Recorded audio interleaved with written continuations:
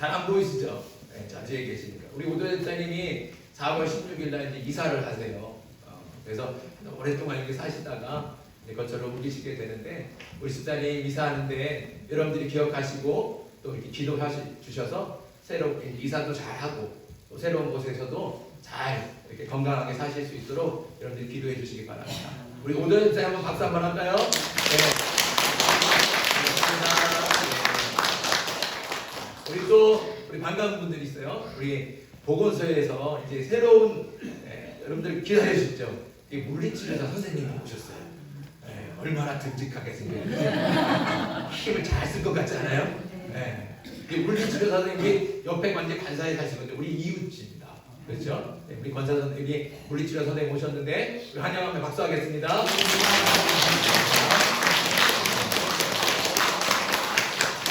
해주고 왔으면 좋겠어요. 우리 오랜만에 또 정경일 집사님도 오셨는데, 우리 정경일 집사님보다 우리는 보고 싶은 바람이 있죠.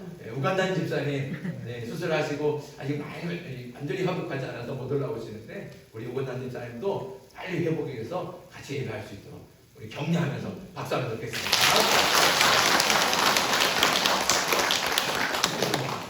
그리고 오늘 새벽에도 오셨는데 우리 여행 오신 분들이 여러 분 계세요. 새벽에도 오셨는데 어떻게 또 주일 예배에도 참석하셔서 너무 반갑고 감사합니다. 우리 여행 오신 분들을 위해서 환영하며 박수합니다.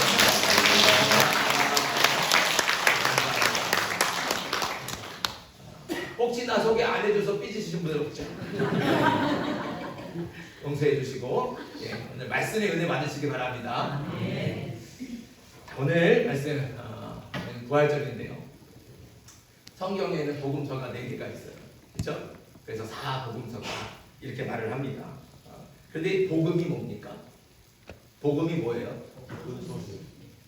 뭐예요? 기쁜 소식. 기쁜 소식. 맞아요. 기쁜 소식. 좀 더 구체적으로 말하면 뭘까요? 우리가 복음 그러면 좀 어렵게 생각하는 그런 습관이 있는데, 복음은 어려운 게 아니에요. 복음은 뭐냐? 하나님께서 이 땅에 보내신 예수 그리스도.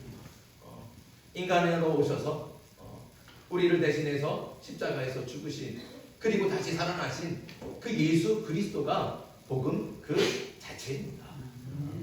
그래서 복음서다 그러면 그건 누구 얘기하는 거예요? 맞습니다. 예수님 얘기하는 겁니다. 예수님의 삶과 예수님의 십자가 죽음과 예수님의 부활하심, 이거를 처음부터 끝까지 증거하고 있는 게 바로 복음서예요. 그래서 이름은 마가복음, 마태복음, 누가복음, 요한복음 이렇게 이름은 다르지만 사실 그 안의 내용은 들여다보면 같은 거예요. 예수님에 대한 말씀이라는 것이죠. 물론 자세한 내용을 비교해보면 4복음서는 각각 복음서만에 가진 그런 독특한 특징이 있고 특징들이 있다 보니까 차이들도 생기게 됩니다. 마태복음에 있는 말씀이 다른 복음서에는 없기도 하고, 또 같은 사건인데도 복음서마다 설명이 조금씩 다르기도 하죠. 예를 들면 예수님께서 죽은 나사로를 살리신 기적은 오직 요한복음에만 있습니다. 다른 복음서에는 없죠. 또 예수님께서 비유로 말씀하신 것 중에 우리가 잘 알고 있는 아버지의 유산을 가지고 집을 나가버린 아들의 비유, 일명 무슨 비유입니까? 탕자의 비유 아닙니까? 이 탕자의 비유도 오직 누가복음에만 있습니다. 다른 복음서에는 없죠.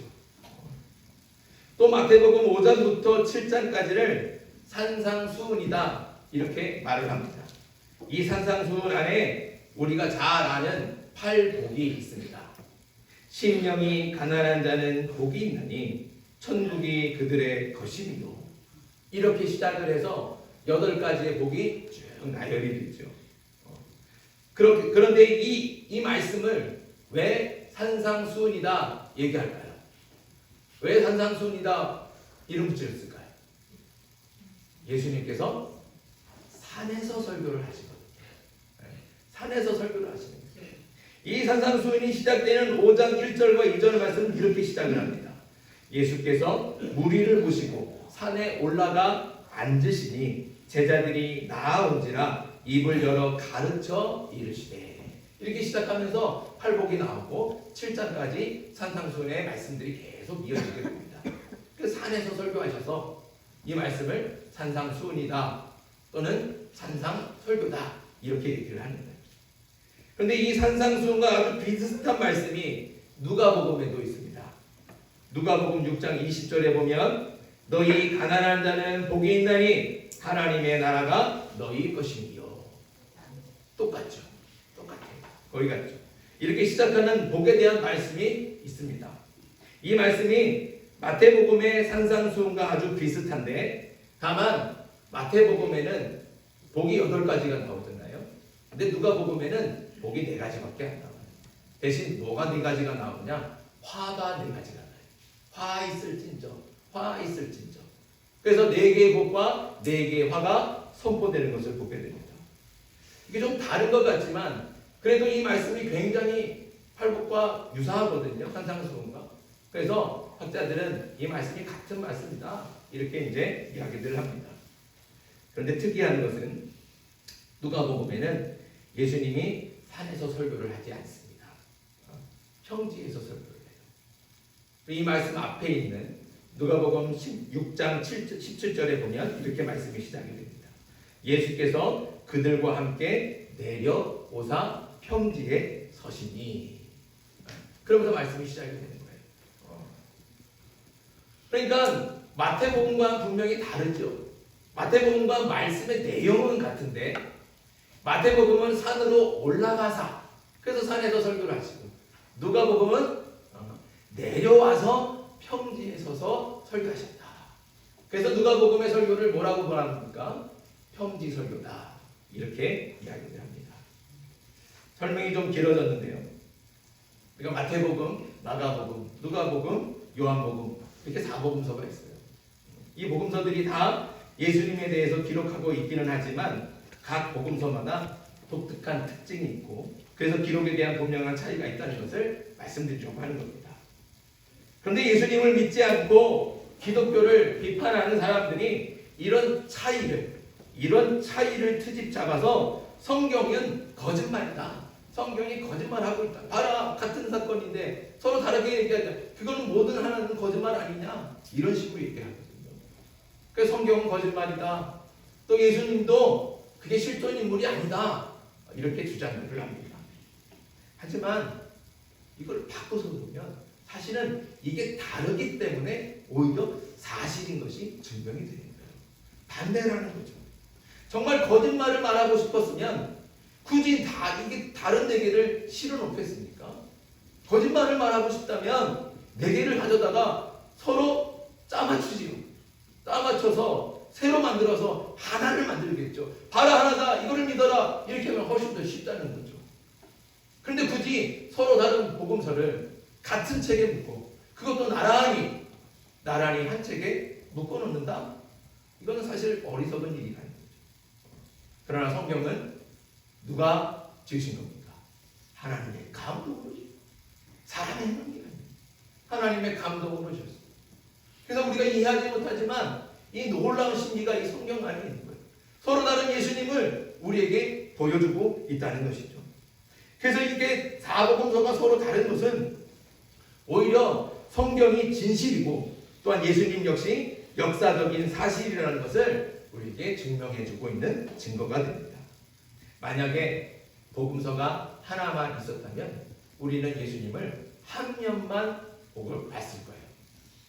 근데 4복음서가 각자 서로 다른 모습의 예수님을 보여주니까 우리는 예수님을 어떻게 해요? 앞면도 보고 뒷면도 보고 옆면도 보는 거예요.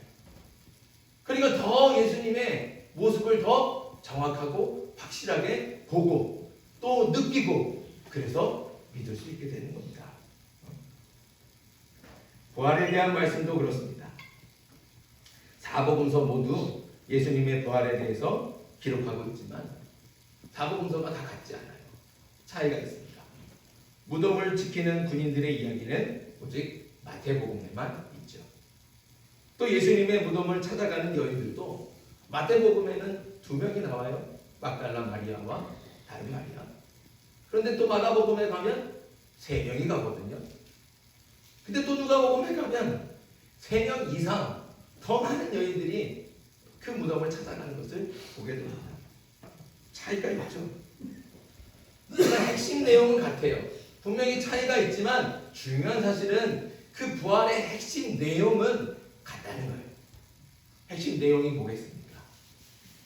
바로 무덤이 비었다는 거예요. 무덤이 비었다. 빈 무덤을 사복음서가 아주 동일하게 우리에게 보여주고 있습니다. 대신 그 빈 무덤을 설명하는 부연 설명들이 조금씩 차이가 있는 거예요. 그러니까 사실 그것들은 중요하지 않아요. 2명이 갔는지 3명이 갔는지 거기에 살로메가 갔는지 마리아가 갔는지 사실 그건 그렇게 중요하지 않습니다. 중요한 사실은 뭐예요? 무덤이 비었다는 사실. 그런데 사복음서 중에서 그 빈 무덤을 설명할 때 가장 역동적이고 또 신비롭게 설명하는 말씀이 바로 마태복음이에요. 오늘 보신 대로 우리가 방금 읽은 말씀 그대로 예수님의 무덤 주변에서 땅이 흔들리는 지진이 일어납니다. 얼마나 놀랐겠습니까? 거기다 또 형상은 번개같고 눈같이 하얀 옷을 입은 천사가 하늘로부터 내려오는 거예요. 그리고 그 천사가 그 무거운 돌문을 다 굴려서 그 무덤을 열어주었습니다. 그리고 그 천사를 통해서 예수님께서는 이미 부활하셨고 여기 이 무덤에는 예수님이 계시지 않다. 이 말씀을 듣게 되는 거예요. 마태복음에 비하면 다른 복음서들은 사실 좀 조용한 편이죠. 지진도 없고 하늘에서 뭐 번개같이 뭐 내려오는 것도 없고 그냥 조용하게 빈 무덤을 보여주고 있습니다. 그런데 마태복음만 땅이 진동하고 하늘에서 번개같이 천사가 내려오는 거예요. 그러니까 어떻습니까? 다른 복음서에 비하면 굉장히 역동적이죠. 막 뭐가 울리는 것 같고 그리고 생동감 있고 거기다가 신비롭게까지 하는 겁니다. 그런데 오늘 우리가 눈여겨봐야 할 것은 마태복음에만 있는 이 신비로운 현상을 보는 게 아닙니다. 우리가 봐야 될 것은 그 현장에 있던 사람들의 반응입니다. 여기서 예수님의 부활을 믿는 사람과 믿지 않는 사람의 차이가 극명하게 나타납니다. 오늘 말씀의 현장에는 무덤을 지키던 군인들과 예수님을 그리워하면서 무덤을 찾아가던 두 여인이 있었습니다. 군인들과 여인들 모두 같은 시간, 같은 장소에서 같이 땅이 흔들리는 것을 경험했고 하늘에서 번개같이 천사가 내려오는 것을 봤습니다. 그리고 천사가 전하는 말도 같이 들었어요. 같이 그 자리에 있었습니다. 이렇게 똑같은 장소에서 똑같은 일을 보고 똑같은 말을 들었지만 그 반응은 전혀 다르다는 거죠. 먼저 군인들은 어떨까요? 우리 4절 말씀. 4절 말씀 같이 읽습니다. 시작.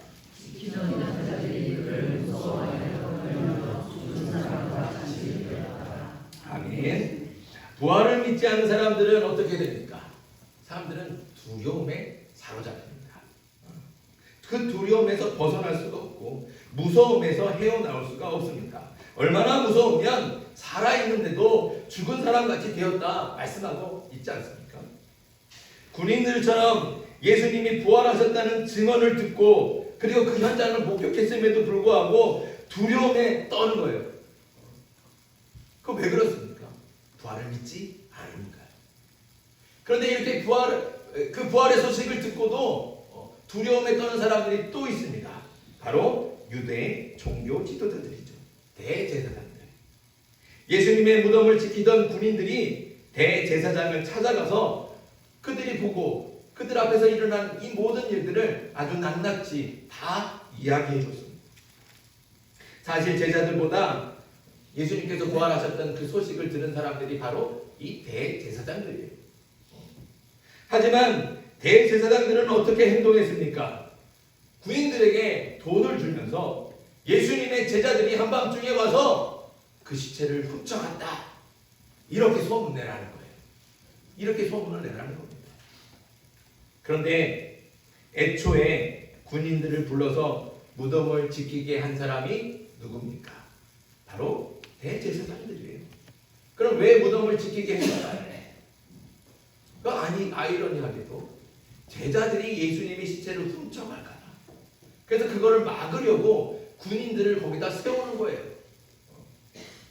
제자들이 예수님의 시체를 훔쳐갈까봐 그거 훔쳐가지 못하게 하려고 군인들을 막아 세워놨는데 이제 입장이 바뀐 겁니다.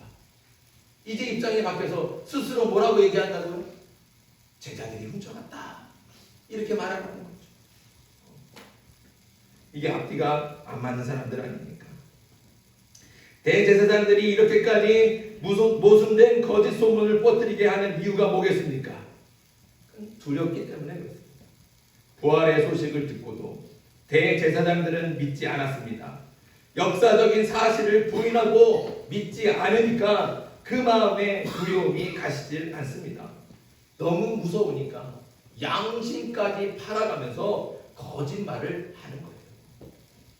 무섭고 두렵고 떨리니까. 그러나 군인들과 같은 자리에서 똑같은 것을 보고 똑같은 말을 들었던 여인들은 어떻습니까? 자, 8절 말씀 같이 읽습니다. 8절 시작. 그 여자들이 무서움과 큰 기쁨으로 빨리 무덤을 떠나 제자들에게 알리려고 다름질했으되. 아멘. 자, 이 여인들도 마찬가지예요. 사실은 무서웠어요. 두려웠어요. 그런데 그 무서움과 두려움을 이기게 하는 기쁨이 있다는 거예요. 기쁨이 있어요. 분명히 이들이 아침 일찍 무덤을 찾아올 때는 절망과 슬픈 마음을 가지고 찾아왔습니다. 이제 예수님이 돌아가셨구나. 그 예수님의 목소리를 들을 수 없고 이제 그 예수님과 같이 밥도 먹을 수 없고 이 예수님을 다시 만날 수 없겠구나. 나는 이제 마지막으로 이 시체 한 번만 보고 돌아갑니다. 이런 슬픔과 절망을 가지고 그 무덤을 찾아간 거예요. 그런데 이제 그 마음이 변했어요. 무엇으로 변했습니까? 기쁨으로 변하는 거예요. 왜 똑같은 장소에서 똑같은 광경을 보고 똑같은 말을 들었는데도 군인들을 무서워서 떨고 있는데 여인들은 무서움을 극복하고 기쁨으로 이 소식을 전하기 위해 달려갈 수 있었을까요? 차이는 단 하나밖에 없어요. 부활을 믿기 때문에. 예수님께서 다시 살아나신 것을 확실하게 믿기 때문에 그렇다는 거죠. 더 놀라운 것은 그 다음입니다. 제자들에게 예수님이 부활하셨다는 사실을 전하려고 막 달려가고 있는데 누가 찾아왔습니까? 누가 찾아왔습니까? 예수님이셨습니다. 오늘 말씀 9절입니다. 9절 같이 읽습니다. 시작. 예수께서 그들을 만나 이르시되 평안하나 그들이 나아가 그 발을 붙잡고 동행하니. 아멘. 이 여인들은 그 기쁨에 막 달려가서 어서 제자들에게 예수님께서 부활하셨다 이 소식을 전하려고 딱 달려가는데 예수님께서 그들을 불러세우시고 그리고 만나주시는 거예요. 그리고 부활하신 예수님은 여인들에게 평안하냐 말씀하셨습니다. 우리말 성경에는 평안하냐 이렇게 질문으로 번역하고 있지만 사실 이 헬라어 원어를 보면 이 원어의 뜻은 기뻐하라 라는 뜻이에요. 명령이에요. 이제 기뻐해라. 예수님께서 여인들에게 말씀하시는 거예요. 이제 더 이상 슬퍼하지 말아라.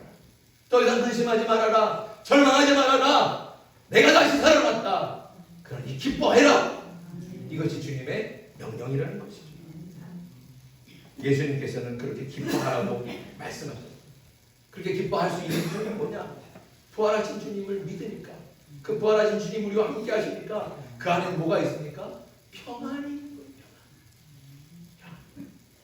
예수님께서는 이미 먼저 제자들에게 말씀하시고 약속하셨어요. 요한복음 14장 27절 평안을 너희에게 끼치노니 곧 나의 평안을 너희에게 주노라. 내가 너희에게 주는 것은 세상이 주는 것과 같지 아니하니라. 너희는 마음에 근심하지도 말고 두려워하지도 말라. 아멘. 이미 주님께서는 돌아가시기 전부터 내가 너희에게 평안을 주겠노라 약속하셨습니다. 그 평안은 어떤 평안입니까? 세상의 평안과 다르다는 거죠. 세상의 평안은 어떤 평안이에요? 내가 돈 많아야 평안한 거예요. 내가 건강해야 평안한 거예요. 걱정이 없어야 평안한 거예요. 세상의 평안은 그런 거예요. 평안해야 평안한 것이 세상이 주는 평안입니다. 그러나 예수님께서 주시는 다른 평안은 다르다는 거죠. 거친 풍랑을 지나올 때도 우리는 평안할 수 있습니다. 왜 그렇습니까? 부활의 주님이 함께 하십니다. 우리가 사망의 음침한 골짜기를 지날 때에도 우리는 평안할 수 있습니다. 왜 그렇습니까? 부활의 주님이 우리와 함께 하시니까. 그 부활의 주님이 우리를 지켜주시니까요. 그러니 우리는 믿어야 될 게 뭐예요? 부활하신 주님을 믿어야 되는 거예요. 예수님께서는 평안을 주시겠다고 약속하셨습니다. 이 평안은 무엇이냐? 첫 번째 사람 아담과 하와의 죄 때문에 인류는 하나님과 단절이 되었고 그때부터 지금까지 사람은 평안할 수가 없었습니다. 하나님께서 죄를 지은 아담을 부르셨어요. 아담아, 아담아. 이렇게 부를 때 아담이 뭐라고 대답했습니까? 내가 두려워하여 숨었나이다. 이렇게 사람은 평안을 잊어버리고 두려워서 숨는 존재가 되는 거예요. 많은 사람들이 평안한 것 같지만 그 속을 들여다보면 결코 평안하지 않습니다. 돈으로, 권력으로, 명예로 평안을 얻어보려 하지만 가진 것이 많아지고 지킬 것이 많아지면 오히려 더 불안은 커지고 그 마음은 더 요동치기 쉬운 거예요. 또 없으면 없다고 불안해하지 않습니까? 평안을 잃어버린 불안한 존재, 그게 바로 우리 인간입니다. 하지만 부활하신 예수님께서 그 잃어버렸던 평안을 회복시켜 주셨습니다. 아담이 불순종으로 빼앗겼던 평안을 부활하신 예수님께서 다시 되찾아 주신 겁니다. 부활의 주님께서 오늘 우리에게도 말씀하십니다. 평안하냐? 평안하냐? 사람은 강한 것 같아도 연약하고 똑똑한 것 같아도 미련합니다. 그래서 잘 흔들리고 또 무너지죠. 세상은 그런 우리를 가만두지를 않습니다. 갖가지 걱정과 근심으로 무겁게 짓눌러서 두렵게 하고 평안하지 못하게 합니다.